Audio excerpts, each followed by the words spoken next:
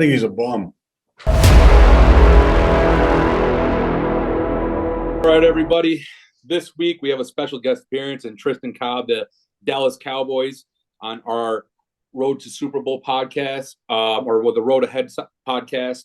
Will Campbell, now introducing his new baby girl this past week, will not make it this week. Hopefully we get him back next week.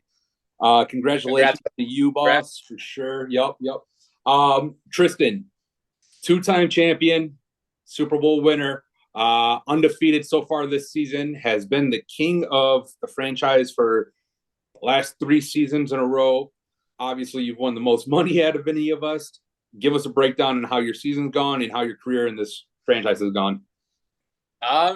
First, I just want to say thanks. Big shout out to Josh Breiter. He was the one that gave me an invite to the league in the first place. So shout out to you. First 3 years in the league were all really, really fun. It's something I've never really been a part of. Never really had a money league before in my life. So it was something new to me for the first year. And then fortunate enough to go undefeated and win the Super Bowl the first year. Knocked me out of the NFC Championship twice that year and then last year. Yeah. So we've had a fun little rivalry. It's been really fun. I like the engagement with it. And honestly, like, I'm not like over competitive with Madden in the first place. Like, I don't really like playing MUT and all that, but this is something that's a nice little setup. I kind of just use it. I use my coaching brain. I coach high school football, so it's just kind of fun to play realistic, kind of like how I like to do stuff in real life. So it's fun. Yeah, of course. Yes, you've been probably my biggest rival that I've had. I feel like I've had good success against everybody outside of you so far. I think I've beaten you 1 time and you've beaten me 3. So, all right, now getting into last week's games. Last week's games were all finished completely, which was awesome. We had no force wins given out. We had Chicago beating Jeremy, or Tank beating Jeremy. We had the money game of the week. We had Cam versus Mateo. Mateo coming out with the $25. And then actually, which was my upset of the week, I'll just throw this out there right now since I'm looking at it, was the Falcons over the Texans. The Texans, who are fighting for a division lead, and then the Falcons, who have been on the rails a little bit iffy here and there. They end up winning 50-35 against Houston. I thought that was a pretty impressive win for him. It was a good game all around. He looked well. The defense looked good. And then after that, we got Joey taking care of Norman. We got Ellis taking care of Kyler. We got Simeon putting up 82, which I think was our highest of the week against the Giants. We have Landon taking care of business, moving to 5-0 against Chris Lamb. We have Austin Decker getting a well-needed win to take control of his division, which is actually him at 2-3. So we have an under 500 winner right now going in that AFC North. We got Blizz, who ended up beating me in overtime, which might have been actual game of the week. We got Jeremy taking care of the Rams. I do know that Jeremy was winning in the first game, lagged out if I remember right or something, and then they had to set the force win or something like that. He took care of Isaiah. Another game of the week, we had Josh Breeder versus Dante. Very good game all the way to the actual final second. Josh ended up pulling it out by 3. And then we have the Chiefs taking care of the Darius King as the Minnesota Vikings. And then we have your game against Cody Morrow. Do you want to give us a little something about that? Yeah, I thought Cody was the toughest opponent I had played to this point here. Obviously, like Josh, but I don't know. I thought Cody brought a little bit something different to the table. He has Lamar. He's a little bit on me. I just felt like after his trades, his run defense was a little weak. I had 2 guys that went over 100 on less than like 20 carries. So that was good to see from my end. Yeah. You had a really good game, especially the play of the week with Baker Mayfield breaking a tackle, diving over the pylon. That was some crazy Madden shit. Haven't really seen that before. I loved it, though, especially from an Oklahoma guy. And then our final game of the week we had, which is also happening 2 nights in the NFL. We have the Raiders, which is our commissioner, Will Campbell, versus Jason Lord Croy, who is the Packers. Will took care of Jason pretty easily that week. Do you have a matchup that really stood out to you this week? I know I talked about mine being the Falcons over Houston. What about you? Yeah, so mine, I kind of have two. One is Mateo. I feel like he's starting to click a little bit. So Yep. he was a last year that I felt like was pretty dangerous. Now I feel like he's gotten his pieces together. I talked to Yep. him about a little bit for a receiver before I got DeAndre Hopkins. He was really against trading his guys, so I think he kind of knows what he's got there. It'll be Mm-hmm. exciting to see how it shakes out. And on the other half of that, I thought Josh getting on board again, getting a win against Dante was a big one. Yeah. That was a game back and forth. And then I know every game for them is going to be crucial with them being in the same division, seeing who can come out on top at the end of the season. Yeah, for sure, for sure. I thought that was. I actually did the highlights for that game, and I literally sat there the whole time, very intrigued. I was watching that over a movie actually instead too. So, all right, moving on to next week. We got some really good matchups. So we have our game of the week. We have Dante and we have Kenny, two guys who have talked the most shit so far in the league towards each other. I had them in a group chat last night trying to schedule the interview, which will come Thursday. And they were just going back and forth. There's one I'm pretty excited for. Kenny's shown to be one of the better players in the league, one of our only other undefeated teams. And then we have Dante, who is really, really, really stepped his game up from week one, getting his first loss last week since week one, but still has shown so much improvement. And he's got Kyler Murray throwing the run at 99 overall. We got a battle of two teams that are really, really, really doing bad this season. We got Angelo Abeta, and then we got Josh Norman.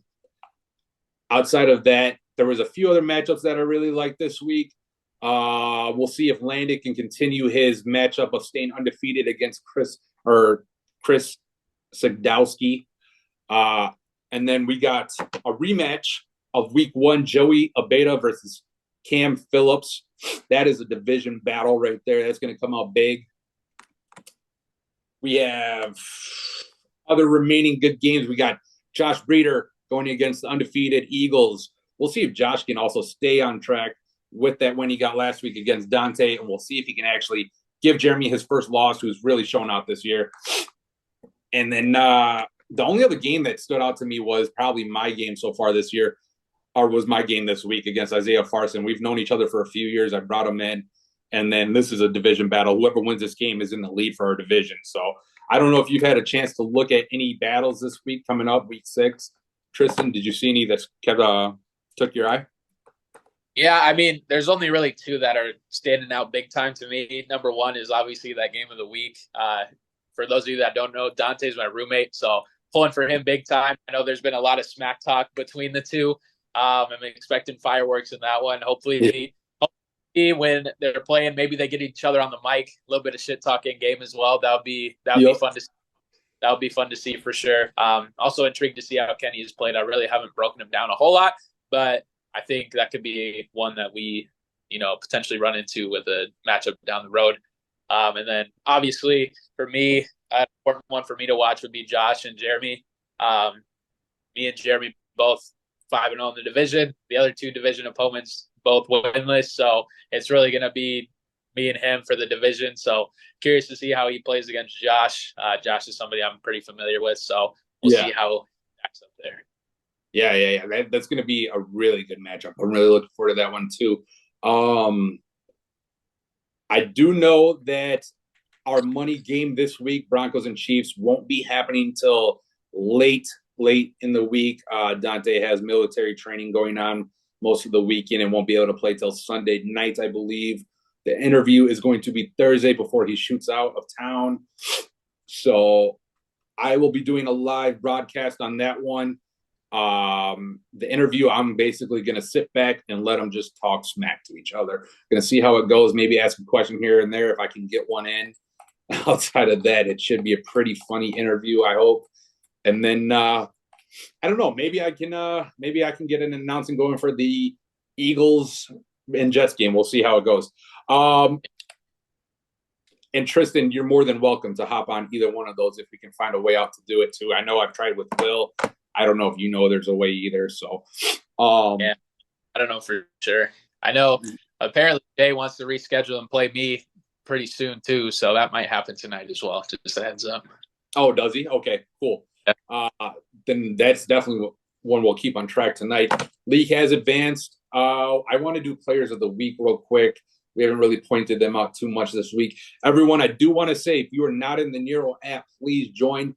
It's a great way to stay on track of your whole roster. You can make trades through it. You can do whatever you want through the app. Jeremy's been pretty great with showing us that.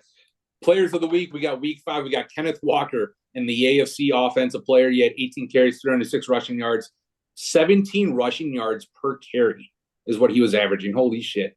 But that doesn't top Jahmyr Gibbs and the Cowboys. 12 carries, 247 yards rushing, and 20 yards per carry. 21 yards per carry is what he was averaging on the ground. 1 rushing touchdown, 1 receiving touchdown. And then defensive, we have Jalen Petrie with Ellis, 5 interceptions, 1 tackle, or 1 touchdown. And then Brian Branch with Cam Phillips, who had 2 picks and 1 return for a touchdown. With that being said, before we end this, I do want to let's get a top 10 power ranking breakdowns. Tristan, I know you've looked, you made your list. You want to go off? Yeah, I can read mine off. Mine's pretty similar to Will's. I start with myself at number 1. Yep. I feel like I've had a strong start to the season. Number 2, I got the Chiefs. Kenny's shown some pretty strong, performances throughout the year. Number 3, I got the Eagles. I'm super excited to run into Jeremy for our 2 matchups for our division games. I think that'll kind of dictate how that top 3 shakes out.